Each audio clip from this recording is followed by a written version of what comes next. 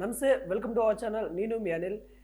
BRS కీలక నేత working president KTR పై అయితే మరో కేసు అయితే ఫైల్ అయింది. నాంపల్ కోర్టులో అయితే మరి పిటిషన్ దాఖలైన నేపథ్యం అయితే కనబడతా ఉంది. మాజీ మంత్రి బీఆర్ఎస్ వర్కింగ్ ప్రెసిడెంట్గా తనైతే కొనసాగుతూ ఉన్నారు. కేటీఆర్ పై శనివారము నాంపల్ స్పెషల్ కోర్టులో అయితే క్రిమినల్ పిటిషన్ అయితే దాఖలైనట్టు కూడా తెలుస్తూ ఉంది. ప్రముఖ వ్యాపారవేత్త సుజన్ రెడ్డి గారు అయితే క్రిమినల్ కోర్టుకి అయితే పిటిషన్లు అయితే దాఖలు చేశారు.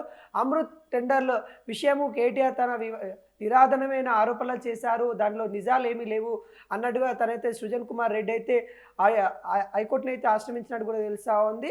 ప్రజలను తప్పుదోవ పట్టించేలా కేటీఆర్ ఆరోపణలు చేస్తూ ఉన్నారని ఆయన తన పిటిషన్లో పేర్కొన్నారు. కేటీఆర్ ఆరోపణలు చేస్తున్న శోధన్ కన్స్ట్రక్షన్ 2011లో ప్రారంభమైంది.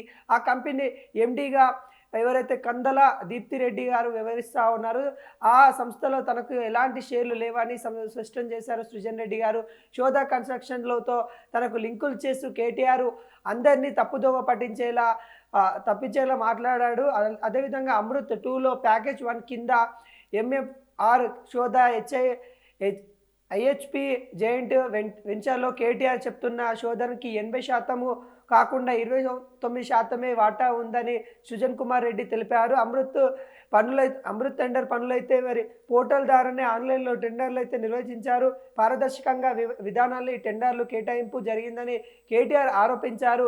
ఆ ఆరోపణలో నిజాలు లేవని కూడా తనైతే కేటీఆర్ పైన అయితే అమృత్ టెండర్లకు సంబంధించిన ఇష్యూ మీద అయితే ప్రముఖ వ్యాపారవేత్త సుజన్ రెడ్డి గారు అయితే మరి పిటిషన్ అయితే నాంపల్ కోర్టులో అయితే వేయడం అయితే జరిగింది.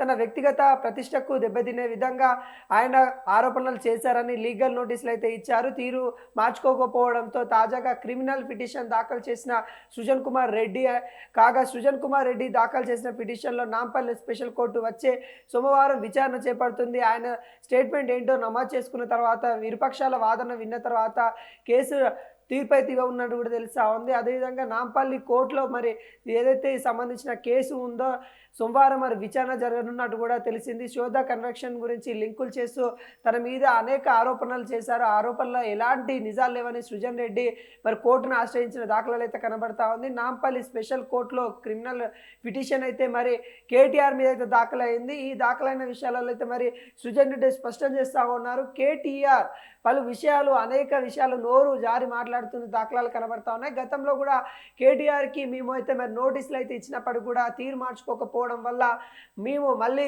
కోర్టును ఆశ్రయించాల్సిన పరిస్థితి వచ్చింది. కేటీఆర్కి పదే మేము చెప్తూనే ఉన్నాము, మా మీద మీరు చేసే ఆరోపణలు ఏవైతే ఉన్నాయో అవి నిజం కాదని ఆరోపణలు మాత్రమే అని తను చెప్పుకుంటాల్సినప్పుడు కూడా కేటీఆర్ పలుమార్లు తన ఏదైతే పరువుకు సంబంధించిన మాటలు మాట్లాడుతూ విధానంలో తనైతే పరువు నష్ట దావా కింద అయితే కేసు వేసినట్టు కూడా కనబడతా ఉంది. అదేవిధంగా క్రిమినల్ కోర్టు అంటే చీటింగ్ చేశాడు ఏదైతే ఈ అమృత టెండర్లకు సంబంధించిన దాంట్లో మరి కేటీఆర్ అప్పుడు మంత్రిగా ఉండే వ్యక్తి కాబట్టి బీఆర్ఎస్లో కీలక నేత ఉన్నారు కాబట్టి అతను చీటింగ్ చేశారు, ఇటు ప్రజలను కూడా మోసం చేశారు, తన వ్యాఖ్య ద్వారా ప్రజలను మోసం చేస్తూ ఉన్నాడు. ఈ అమృత టెండర్కి సంబంధించి వ్యవహారాలలో మరి మీరు జోక్యం చేసుకోండి కోర్టు అని కూడా వ్యాపారవేత్త సుజన్ రెడ్డి గారు అయితే చెప్పడం అయితే జరిగింది. దీనికి సంబంధించిన అమృత్ టెండర్ విషయంలో కేటీఆర్ని నిరాధమైన ఆరోపణలు చేయడం వెనుక గల కారణాలు ఏంటి, ప్రజల్ని ఈ విధంగా తప్పుదోవ ఎందుకు పట్టిస్తూ ఉన్నారనే నేపథ్యంలో సుజన్ కుమార్ రెడ్డి అయితే తను కోర్టును ఆశ్రయించిన దాఖలాలు అయితే కనబడతా ఉన్నాయి.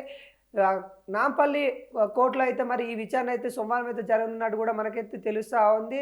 కేటీఆర్ పైన అయితే మరి స్పెషల్ కోర్టులో అయితే మరి దాఖలైన ఈ ఏదైతే క్రిమినల్ సంబంధించిన పిటిషన్ ఉందో ఈ పిటిషన్లు మరి సోమవారం దర్యాప్తు తర్వాత మరి ఎటువంటి తీర్పు ఇవ్వనున్నట్టు కూడా మనకైతే తెలబడతా ఉంది. ఈ క్రిమినల్ ఏంటంటే తను అమృత్ టెండర్ సంబంధించి ఏదైతే తను డబ్బులు ఇచ్చామని ఆరోపణలు సంబంధించిన వాటాలు ఎక్కువ ఉన్నాయని సుజన్ రెడ్డి పైన అయితే అనేక విధాలుగా విమర్శించడం అయితే జరిగింది. ఈ విమర్శల్లో భాగంగానే మరి సుజన్ రెడ్డి గారు అయితే మరి కేటీఆర్ పైన అయితే మరి క్రిమినల్ కోర్టు